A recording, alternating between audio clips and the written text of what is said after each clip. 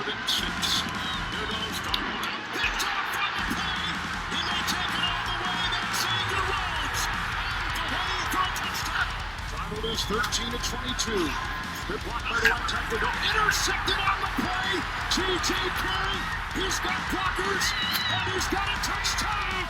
Got 5-minute drive. Taylor in for the touchdown. Taylor in. Fake to Taylor. In the end zone. Number 400. Mulally Cox is quarterback there. 1st and goal. Darnold. Intercepted by Rhodes. He's thrown a 2nd interception. What is going on, everybody? Welcome to another episode of Danny on NFL. And man, is it not a great week to be a Colts fan? What a demolition of the New York Jets. A game that I was actually at. I'll put some pictures in here, right there, and right there. Wifey got me front row seats at the end zone.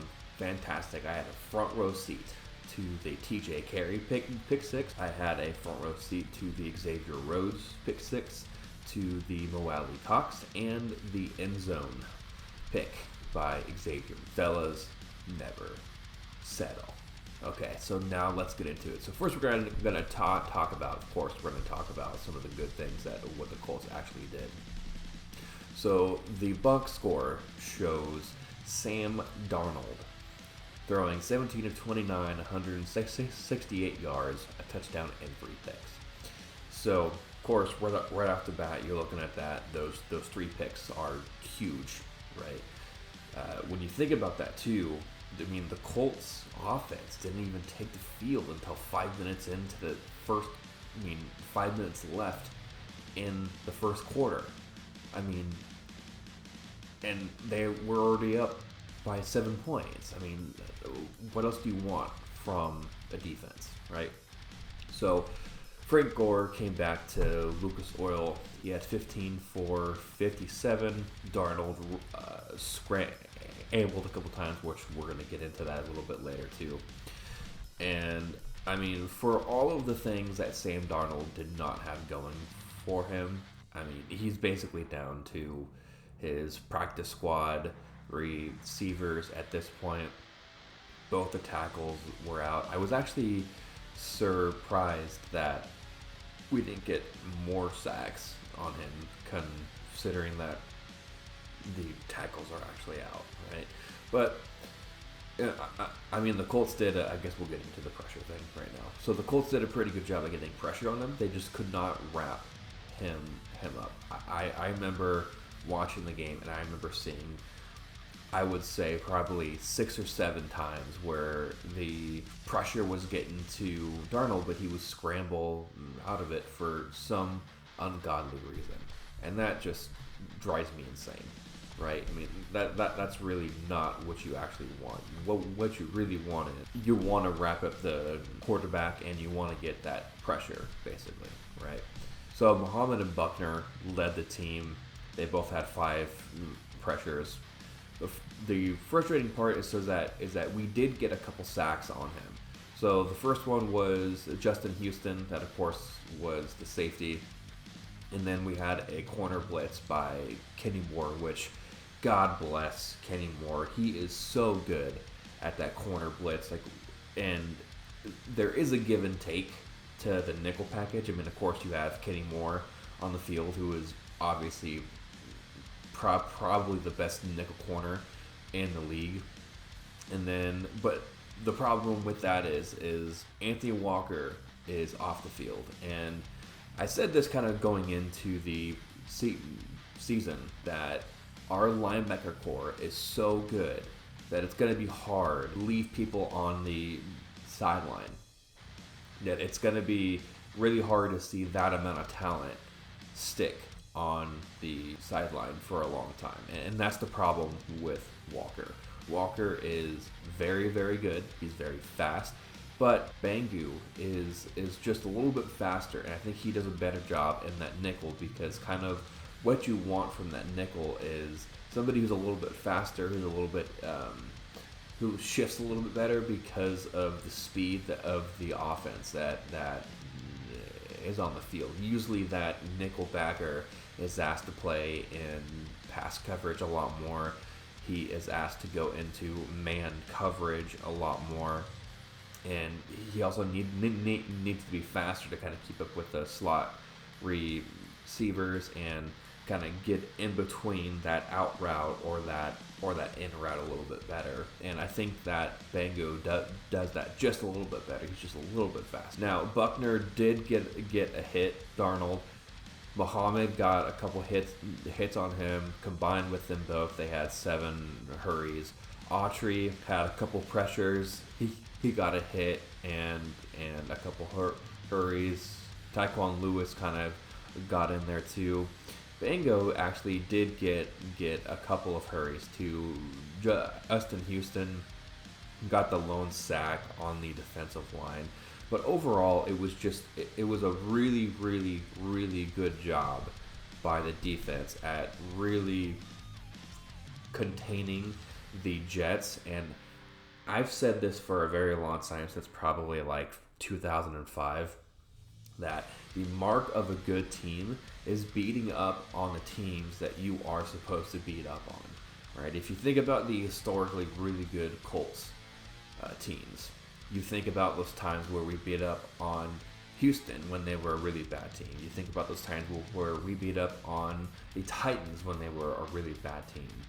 Or you could even think about the times where we played the Browns or the Raiders that, back in the early 2000s, that they were just really bad teams and we would beat the crap out of them. That is the mark of a good team.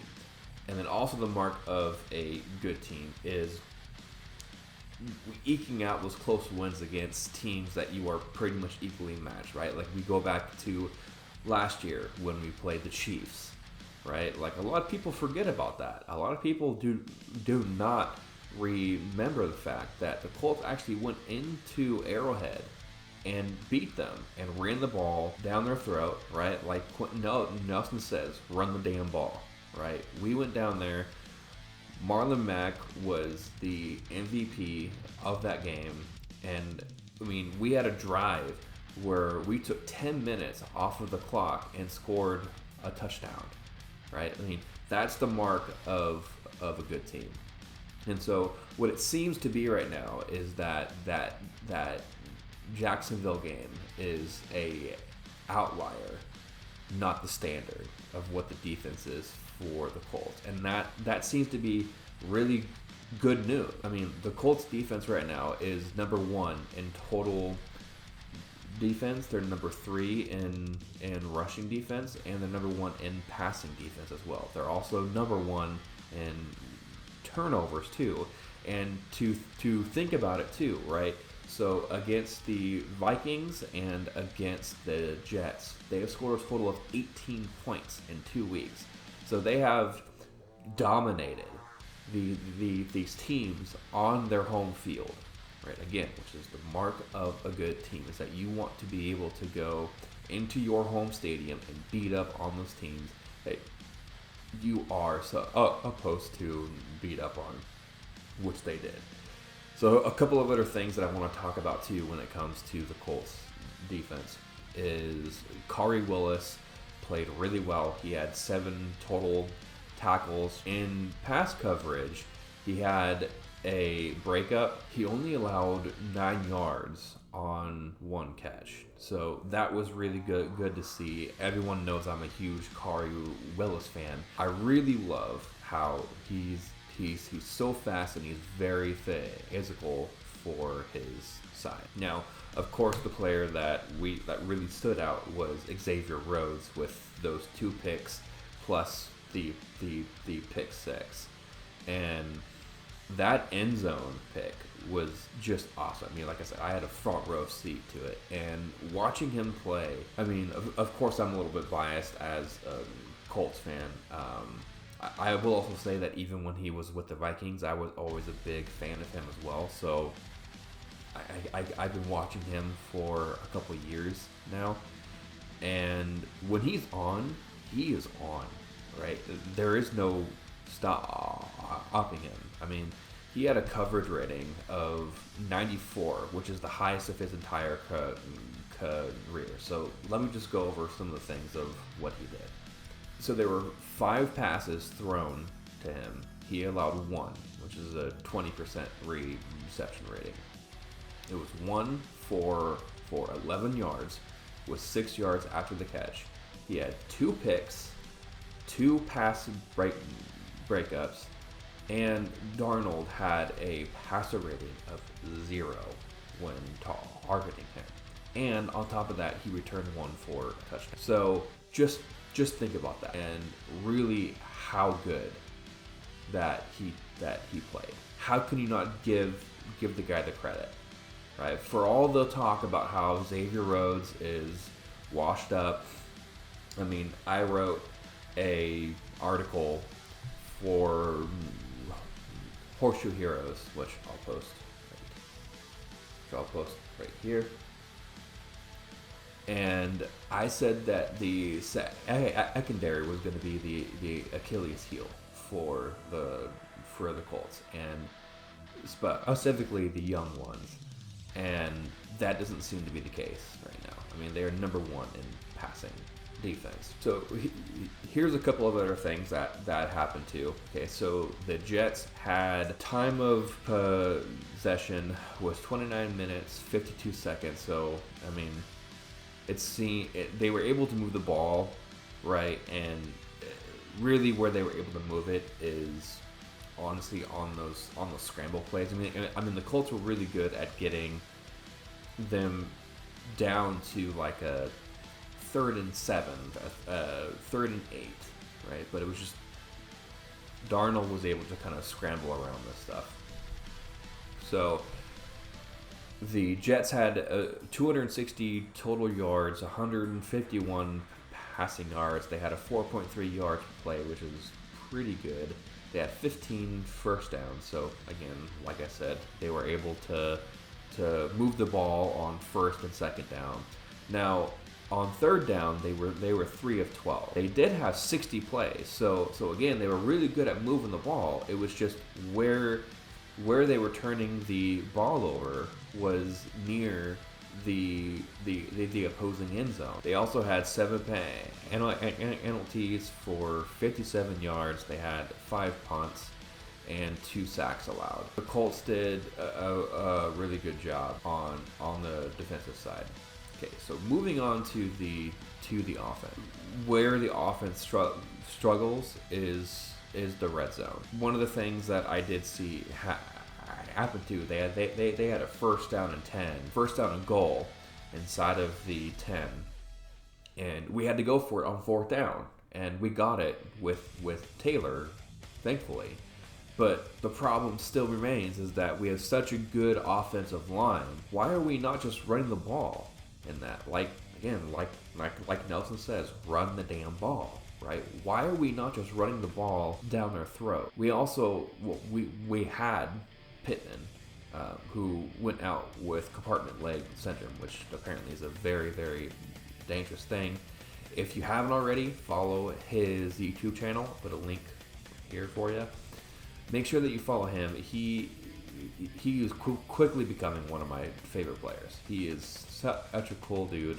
His girlfriend, Kiana, I believe her name is, runs the YouTube channel, and she does a really, really good job at it. So it's a really good insight to kind of who he is as a person in the pets, just kind of like outside of football and stuff.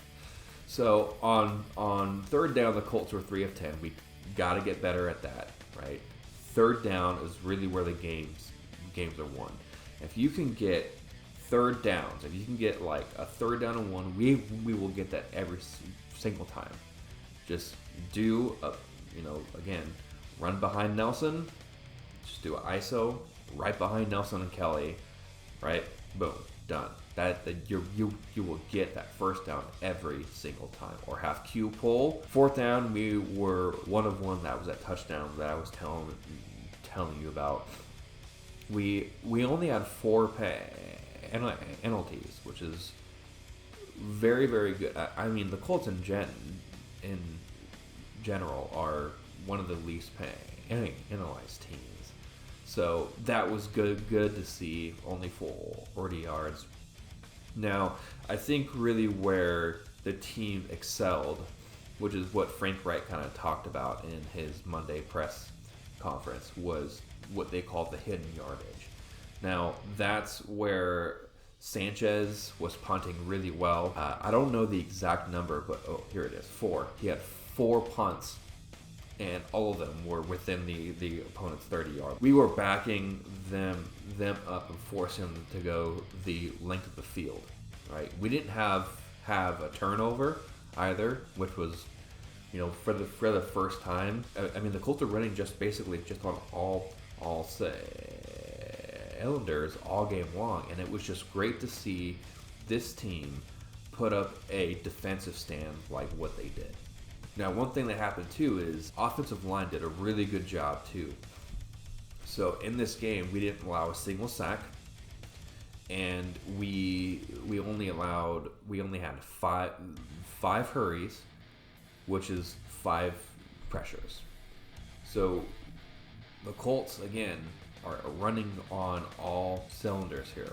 Costanzo led it with a 86.1, and then we had Nelson, who had kind of a rough day, but he was just allowing, really the way that Pro Football Focus does the blocking is it's a little weird. Honestly, I don't know how they do it. Quentin Nelson had actually a really good game, so why he has a 58.5, I don't know, right? It's like the algorithm for YouTube. Nobody really knows. Now, in the rushing game, we didn't have a whole bunch of yardage, but when we needed to make plays, we did. Taylor, again, led the team. He had 3 runs of 10-plus yards. Of his 59 yards, he had 36 after contact. Wilkins also had 39 yards, which 33 came after first contact. So that was really good to see. It was really good to see our running backs kind of get involved. Taylor had a 4.5 yards per attempt. Wilkins had a 4.3 yards per attempt. Taylor got the lone touchdown. He had 4 runs, which equaled a first down, and 3 that were plus 10. So great job by either running game. I mean, when your defense puts up 16 points of the 36, you really have a chance to run the ball. Rivers also had a really good day too. He had a passer rating of 125.6.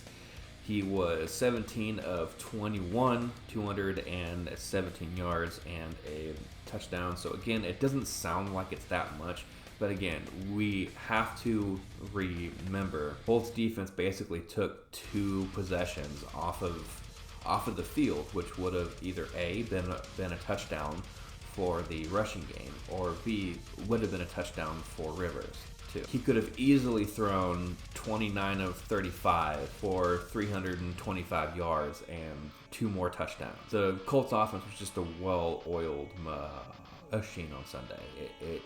It wasn't even close. Now, a couple of other things that happened in this game too. Philip Rivers became the 6th quarterback to throw for 400 touchdowns.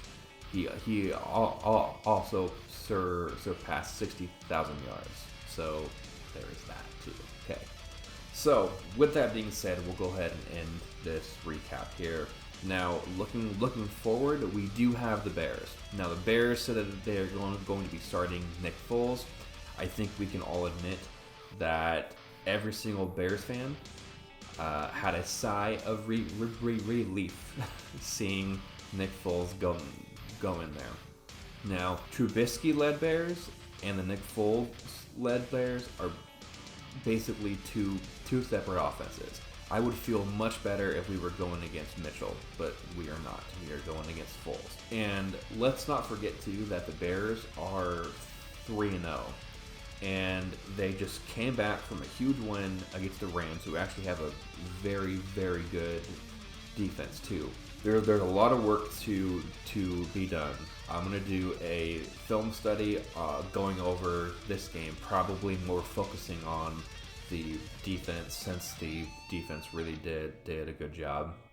I may or may not do a preview on how to attack the Bears. I do not know. I really want to get a lot more consistent with this channel here. But, you know, I work full-time. I go to school, too. So it is a little hard to find the time. Currently, right now, it's 5:30 in the morning on a Wednesday morning. Right? So I wake up early for it. So with that being said, let's go Colts. Let's have a good week of practice. Let's go out. Let's get a win in Chicago. And let's keep this winning streak going. And let's go Colts. Peace out.